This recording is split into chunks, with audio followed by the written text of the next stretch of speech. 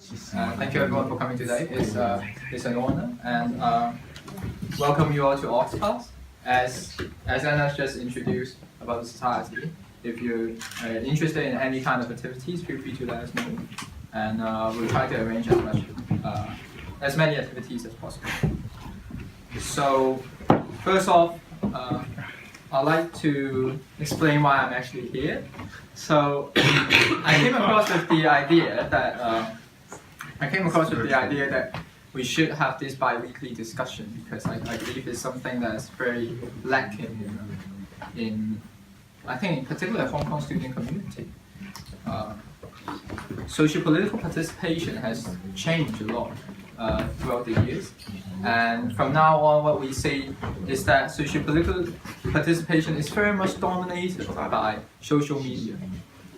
If you indeed want to engage yourself in socio-political discussion, there are so many channels for you, but mostly we do it through social media, we do it through different sorts of media channel, which is very much different from, say, 10 to 20 years ago. There's a good thing about it being so convenient and being so massively entertaining now. But at the same time, we're facing cyber balkanization. We're seeing that more and more people are engaging in socio-political discussion just by sharing or typing some comments or whatever. That is not the kind of socio-political engagement that we as Oxford students should do. I believe that we as Oxford students are capable into being exposed to different opinions, into engaging person-to-person debate, and to actually having an all-rounded discussion on socio-political issues. And that is why today we're having such an inaugural speech for the bi-weekly discussion that will be coming on. First off, I have to say, being a mathematics student in Oxford gives me a really great advantage in a sense, as in that I've never written a single essay, nor do any public speech for like a year and a half already. So, if you feel like my quality is not up to Oxford standard, please do accept my apologies. And at the same time, I'd like to say that I'm setting the bar very low so that you may come and excel me later on in like a few weeks later. So, having said that, I have to start my speech now, and I'll start it with some of my in English. Yes, and I'll start it with a very personal story or personal experience. So it all started off in around a year ago, when I as a Jardine scholar was invited to go to London for the Jardine headquarters. When I stepped into the Jardine headquarters in Lombard Street, it was amazing because of the huge collection of antiques, drawings, and artsy things that are very much related to colonial Hong Kong. One of the exhibition there particularly struck my heart a lot. It was a colonial flag of Hong Kong, which was signed by Chris Patten, Margaret Thatcher on the day of 31st June 1997. It particularly moved me not because Hong Kong is a British colony, but because of how distant I felt, or how little I associate with the flag itself. Being born a month after the handover, I was actually I've never been exposed to such a flag, nor in any sense our colonial past. And that is very, very troubling, because for me, I realized that throughout all these years of education, I have such a little knowledge of our history, of what I will later argue as the defense that build up to, or that defines what Hong Kong is today. So, and that is really why I go back and take a look at our school curriculum in Hong Kong, and to see what kind of history is being covered and what kind of things are being mentioned. And I realized there is a huge vacuum within Hong Kong local history. Not only are we lacking a local history perspective, but we're actually lacking a whole era of Hong Kong history, which is around 1950s to 1997. We have a whole period of time where we're not seeing any information, knowledge, or commentaries, whatever, that's actually being taught to local students in primary, secondary, or even tertiary level.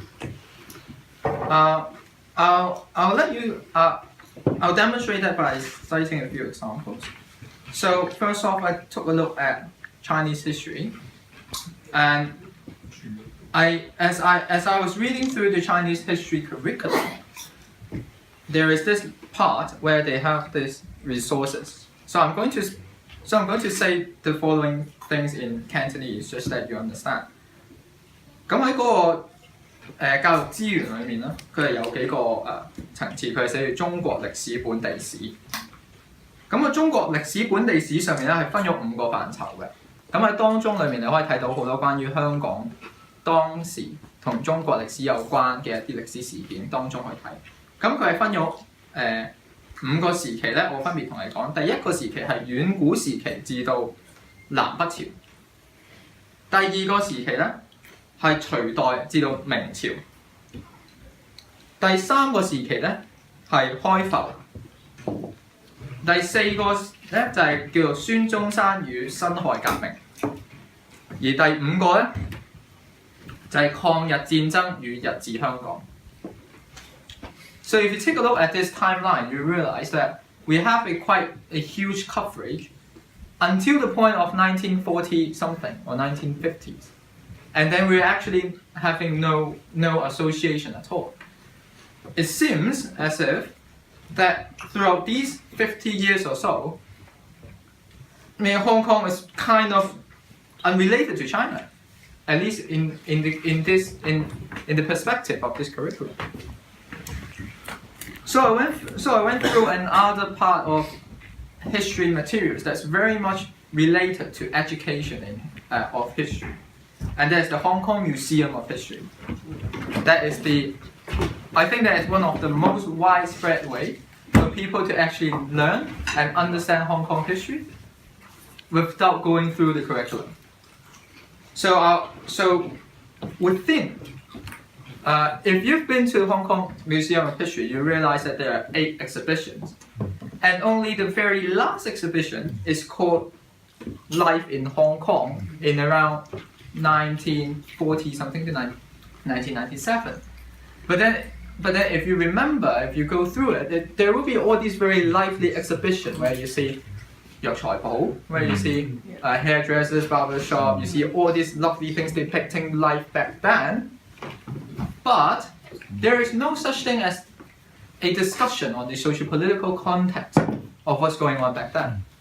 There aren't a lot of materials, nor are there digitals, videos that really comments on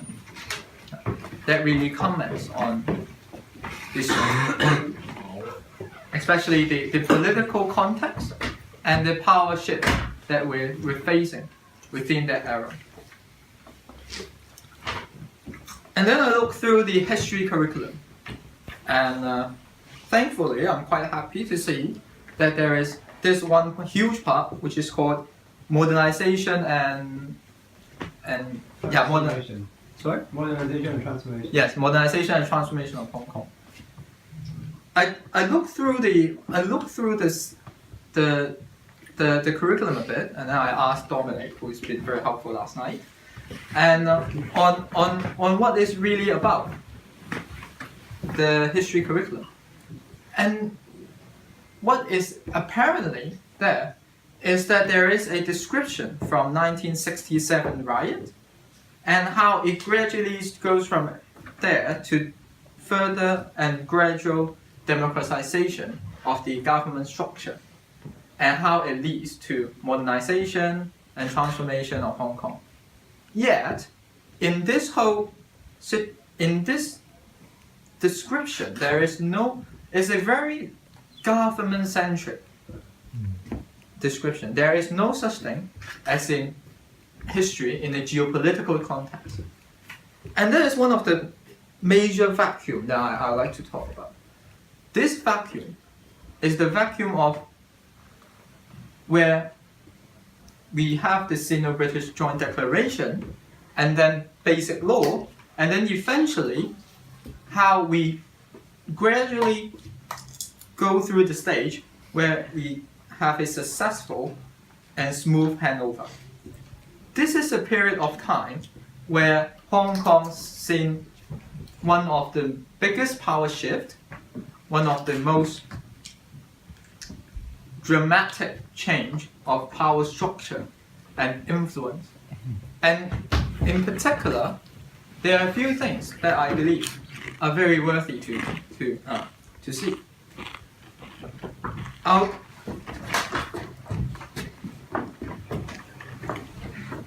And the last part of the curriculum that I'm also investigating would be one that is very much related to anyone who actually has a secondary school curriculum in Hong Kong, the liberal studies. Liberal studies, there are two major parts that constitute liberal studies. One is Hong Kong today, and the other is modern China. The interesting thing is, for modern China, we do have an extensive study on somewhere around 1949 to 1997. Very extensive history reading, like Cultural Revolution, modernization, all these sorts of things, reforms. And we as Hong Kong students know more about what's going on in China in that period than in Hong Kong itself. Whereas for our knowledge in Hong Kong is in the module of Hong Kong today, everything is well established at 1997 on the Basic Law. And that is how our education or how our knowledge in Hong Kong history is shaped, especially for our younger generation. It seems as if there is a Big Bang at 1984 from the Sino Declaration, and then there is a complete chaos which nobody talks about because it's a mystery apparently. And then boom, in 1997 we have a Basic Law. And that is this kind of things that we are born to learn, to know, and that is our only, and there's our only understanding of Hong Kong or what comprises Hong Kong today through the perspective of the curriculum. And that is very dangerous because I like to talk about a few things, especially on its impact. The first thing is, we see such a great and explicit generational differences between us and probably a generation that is probably one or two generations older than us. That is very much because that our status quo is completely different from their status quo. And yet, when young generation nowadays are constantly under clear scrutinization, because they are saying that we do not know about the historical context, or that we do not know about the political past, or we are completely we just have no idea at all as to the reasons or the Basic Law, whatever. That's actually not that's not really our fault in a sense, because we are not taught about anything regarding that, the reasons, the context, the political struggles.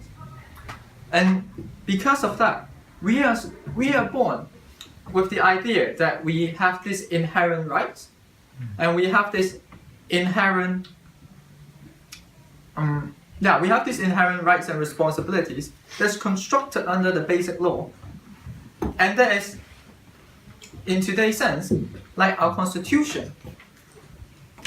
It doesn't mean that it's a bad thing, but what it means is that we have a completely different views of what Hong Kong should be and what Hong Kong is than people before their handover.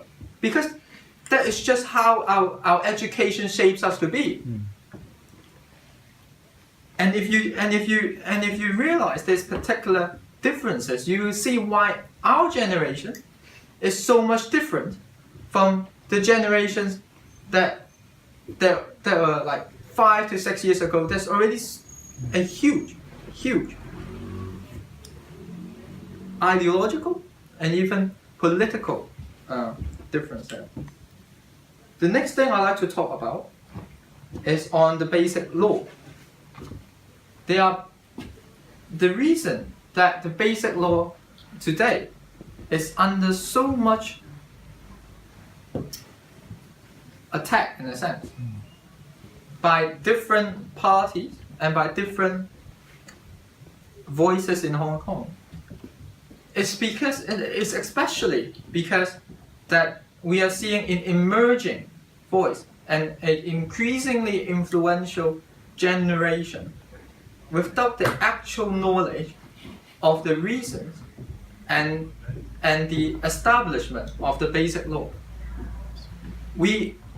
If we take a look at, say, 1960s or 1970s, the political landscape is very much different from today. There is this saying that Hong Kong is ruled by three major bodies: Hong Kong Bank, Jardine, and the Jockey Club. That was basically the idea back then. And now we think that the political power stands from Li Ka-shing, probably Sai Wan, and something else. But why? What is the reason behind that? And what really happened within 80s to 90s or 70s to around early 90s? We're seeing British corporations stepping out. We're seeing Hong Kong. We're seeing the development of Hong Kong hegemonies. We're seeing people like Li Ka-shing, people who are different Hong Kong major business players nowadays. They all emerge at that point. And that is not because of whatever reason, but other than geopolitical struggles or power shift, whatever. And this whole historical context shapes what we see in Hong Kong today. Yet people do not understand, or they do not learn about that. And that is the problem. That's why we are born to see, we just see these powers here, and nobody actually, or in any way, ever question, ever think, what is the reason for that? What are the origins of this? And whether or not these things happening are a good thing for us, or are we going to go back?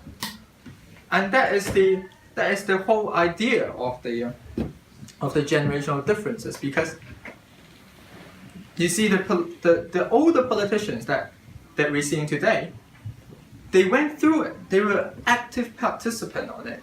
They were very much aware of the situation, and they were very much aware of why. But for us, we don't. And that's why there are people who criticizing, like, 乜都唔識啊咁. And that is, you get what I mean, right?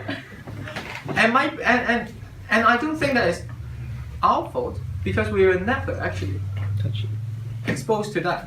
And I believe it's a systematic and a deliberate negligence on that particular era. But I can't prove that, nor will I be able to say for what particular reason. And that comes to the last point that I think is very important.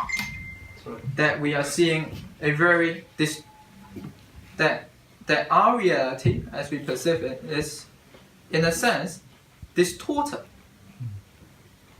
If you look at the current campaigns that we're seeing, you see an uprising voice in Hong Kong independence. And the whole backbone or the whole idea of Hong Kong independence comes from particularly that historical past, where they say that so many decisions made were completely illegitimate, completely unsound, and that we have zero part in playing in whatever. But the fact is that I'm not going to debate whether or not that is true, but the fact is that there's way too many people not actually understanding the significance, the significance of that period to what we are seeing today. And not only does that mean that these voices are not challenged or not really questioned, there is no